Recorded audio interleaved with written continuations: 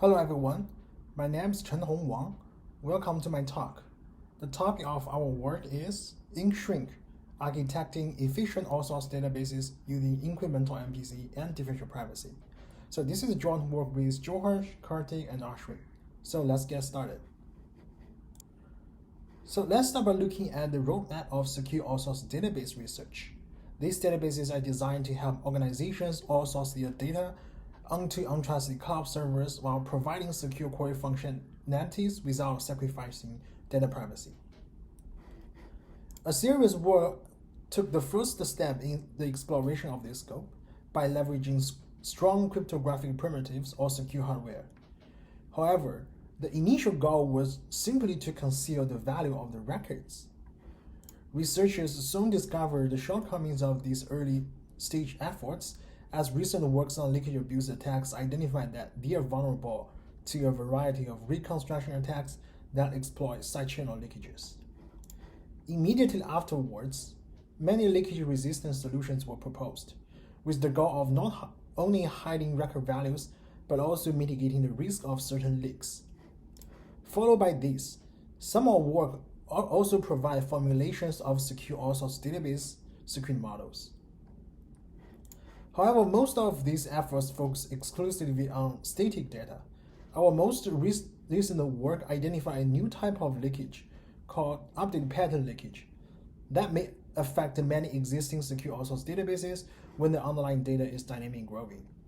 So moreover, we also improved the security models and derived the model for secure all-source growing database to capture the leakage of growing databases. In this work, we take the next step to design a more efficient secure all-source growing database that supports view-based query on the remote. Our work follows the same improved security model as identified by DPSync and handles the update pattern as well. So let's start with some of the background of update pattern and DPSync. So the update pattern is defined as the transcript of the entire database update history, which may include the time when each update occurred and the number of records being inserted at each update. And our previous work has identified that disclosure of exact update patterns can lead to sensitive information being revealed to adversaries. And to address this, DPSync adopts private synchronization strategies that dictate the owner's behavior of updating their local data. And the privacy of each single update is ensured by differential privacy. So DPSync have taken the first step towards resolving the update pattern leakages. However, certain issues remain untouched by the original work. For instance, DPSync considered the standard query mode, where each query is processed independently and evaluated over the entire all-source data. So in that case, future queries cannot reuse the result of the previous queries. And clearly, it is less efficient and inevitably leads to a substantial amount of redundant computations. For instance, to answer join queries, the server has to recompute the join table over the entire all-source database every time. And apparently, a view object like a join table based on the all-source data would significantly improve the query efficiency, which is exactly our primary goal of the research. So there's no doubt one can benefit in many aspects from the view-based query answering paradigm. However, designing a practical view-based secure all-source growing database is full of challenges. So first, all-sourcing servers are typically not trusted.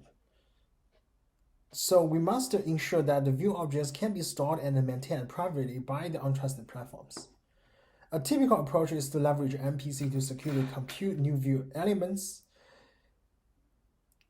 However, view tuples inserted at each time is tied with record update pattern, and thus may disclose sensitive information to the adversary. So in addition, a single record may also contribute to the generation of multiple view tuples, and such unbounded stability of view transformation could also cause unbounded privacy loss.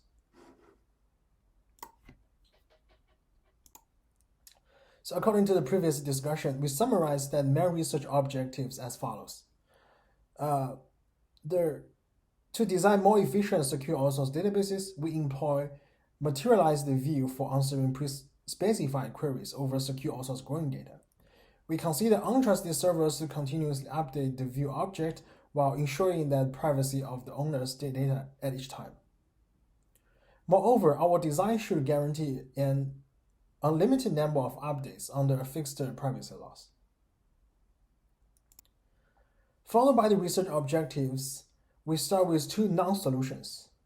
The first one is called one-time materialization, where the outsourcing server generates a one-time view object during the initial outsourcing phase and never updates it. Since no further updates occurred, it ensures perfect privacy but provides no utility at all.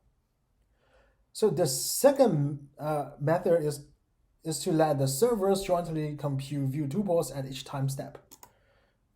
To hide the true cardinality of the newly generated views, the result is parallel to the maximum possible size with dummy entries and then append to the view object. As no volume information related to the newly inserted tuples is disclosed, this method also ensures perfect privacy, but obviously it yields significant performance overhead. It's not hard to find that neither of the method is practical, and thus for practice purpose, we expect our solutions could balance between the privacy, efficiency, and the utility. To achieve this, we combine differential privacy and incremental MPC to design our framework. Now, we start with introducing our general privacy model that steers our design. To capture the view transformation and potential leakages associated with the view updates, we provide a derived update pattern definitions for view-based secure outsourced databases, which is the transcript of entire view update history, which includes when each update occurs and how many tuples being added during each update. Next, we leverage differential privacy and introduce the definition of differentially private update pattern.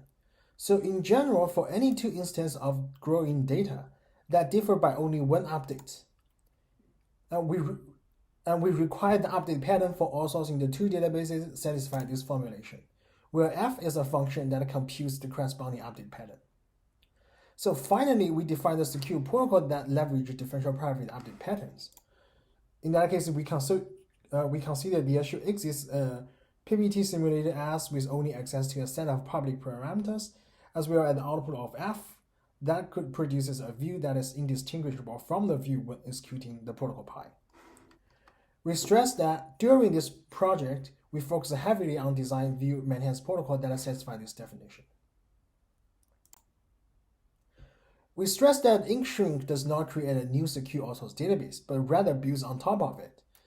Thus, we also consider the existence of a secure outsourced database scheme, and in this work, we focus exclusively on scheme built upon the server-aided MPC model. During this model, the data owners separately share their local data onto two untrusted but non-colluding servers. To process queries over separate shared data, the servers jointly evaluate a secure 2PC protocols and return the results back to the querier. We stress that the overall design paradigm of this work can also be extended to another secure database design, such as those leveraged with homomorphic encryption, as well as trusted execution environments. Now let's briefly review the framework architecture and its workflow with running examples. Let's consider a running example of processing join queries. First, we consider data owners will periodically outsource new data to the servers. And for demonstration purpose, we consider owners submit a fixed size of data block with possibly dummy data every time step. And whenever owners submit new data to the server will invoke a transform protocol to securely compute new joins. The new joins will also be parallel to the maximum size to hide the true cardinality, and then properly truncated to ensure bounded data contribution. Such constraints on record contribution limits their transformation stability, which further guarantees bounded privacy loss. After view transformation, the output is placed into a secure cache, and on the other hand, another protocol shrink periodically synchronizes the data from the cache to the materialized join table, with differentially private resized cardinalities. In such a way, a large fraction of dummy tuples are discarded. We see that the two protocols will collaborate with each other and keep updating the view from time to time. And we refer to this type of protocol design as the transform and shrink paradigm. These slides give a general overview of the in-shrink components, and in what follows, we will delve into more details of the real protocol designs.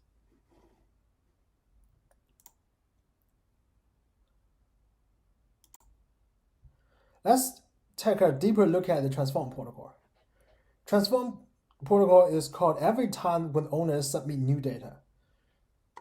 And the primary task of transform protocol are twofold, namely to compute view tuples based on submit data, and on the other hand, issue properly truncated output to ensure each submitted records only contribute to a limited number of the view tuples.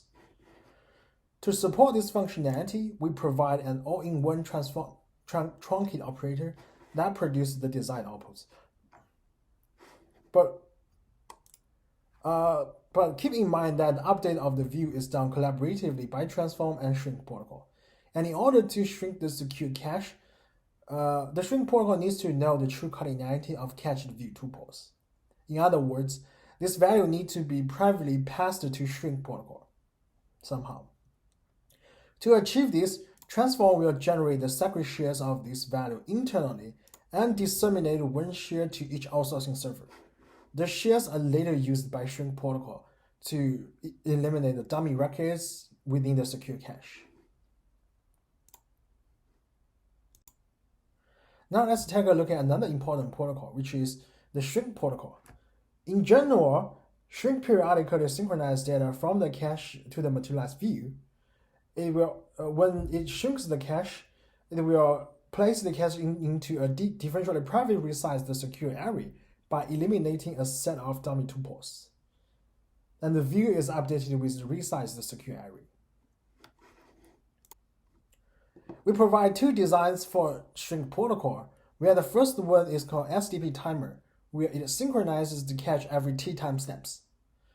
For every synchronization, it counts how many tuples being cached since last synchronization, distort it with fresh DP noise to produce a noisy cardinality. Then it shrinks the secure cache with the size equal to the aforementioned noisy cardinality. The second method is called SDP int, where int refers to above noisy threshold. The protocol keeps track how many tuples being cached and compare it with a noisy threshold for every time step. And the synchronization only happens if the number of cached data exceeds this noisy threshold. And similarly, every time when synchronizations happens, the protocol produces a noisy cardinality and shrinks the cache accordingly. We stress that both methods hide the true cardinality of newly inserted tuples with DP noise and are proved to reveal only differentially private update patterns. Despite of the general design, there are certain challenges for design and implementing the discussed shrink protocol. So first, the noise generation is a little bit tricky, as it should ensure no one is able to predict or control the randomness for generating the DP noise. To address this, we adopt joint noise adding approach, where each outsourcing server is required to sample a random value and input to the shrink protocol. The protocol aggregates the random values internally and convert the aggregated randomness into instances of differential private noises. By doing this, as long as there is at least one server that samples the randomness uniform at random and does not share it with the others, then no one knows the randomness used to generate the differential private noise. Okay. Another challenge is how to shrink the secure cache and eliminate dummy tuples. Though that the true elements may distribute anywhere in the secure cache, so that like simple shrink approaches such as randomly sampling does not fit in our case. So to address this, we provide the following strategy.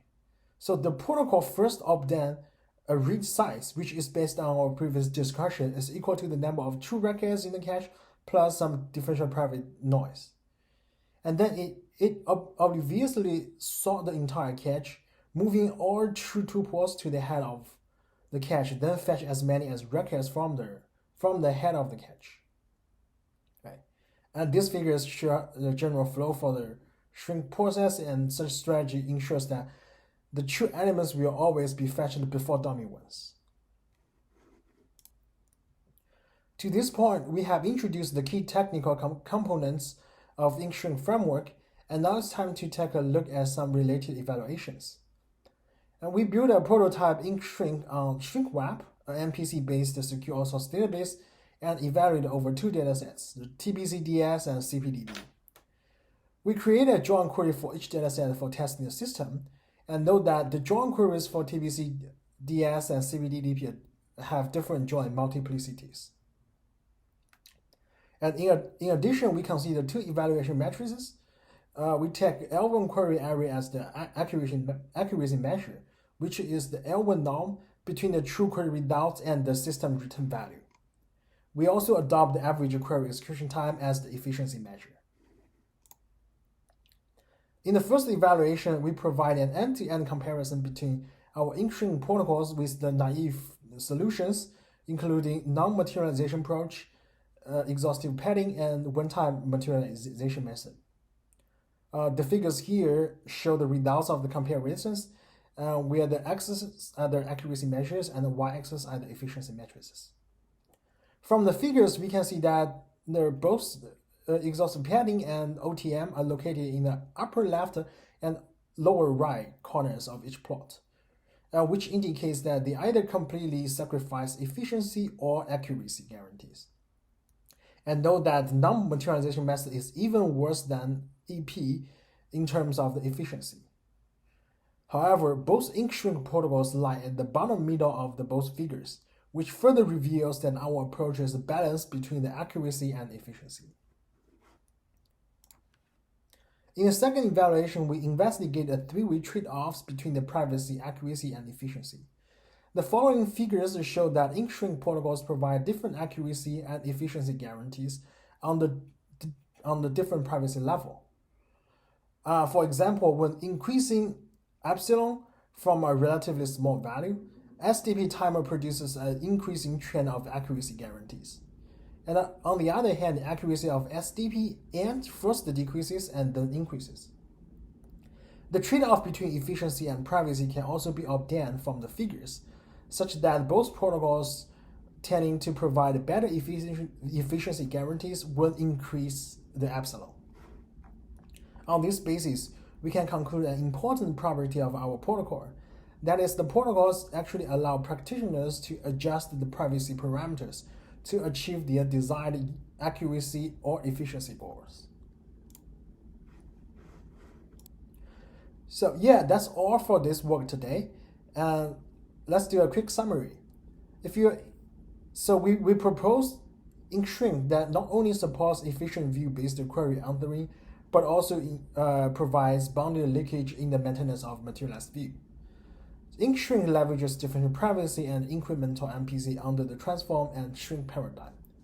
So the evaluations show that Ink-Shrink has a great performance advantage against the standard secure outsourced database design, which is the one that without materialization. If you are interested in this work, you may find some more technical details in our full paper, and please also feel free to send me emails regarding any questions of this work.